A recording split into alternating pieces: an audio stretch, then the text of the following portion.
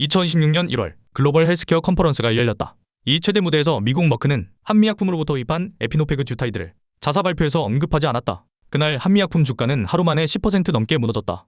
이유는 임상 실패도 기술 부정도 아니다. 머크가 관심 없는 것 아니냐, 우선순위에서 밀린 것 아니냐 해석은 쏟아졌지만 확인된 사실은 단 하나도 없었다. 그런데 시장은 이유도 모른 채 5천억을 매도했다. 하지만 질문은 바뀌어야 한다.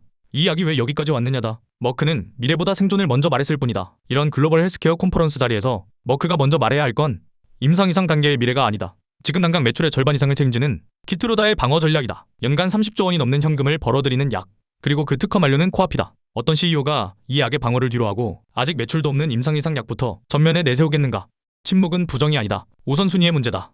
에피노페그주타이드는 살만 빠지는 약이 아니다. 살이 빠지는 이유를 바꾸는 혁신이다. 기존 비만 약이 덜 먹게 만드는 약이었다면 이 약은 몸이 에너지를 쓰는 방식에 개입한다. 그래서 시장이 임상 초기부터 본 건 체중계 숫자가 아니었다. 간에 쌓인 지방이 얼마나 빠졌는지 그 변화였다. 간지방 감소율은 50%, 60%, 많게는 70%를 넘겼다. 이건 단순 감량이 아니다. 대사 구조가 실제로 움직였다는 신호다. 이 지점에서 이 약은 지방간 치료제를 넘어 비만 치료제로까지 평가가 확장됐다.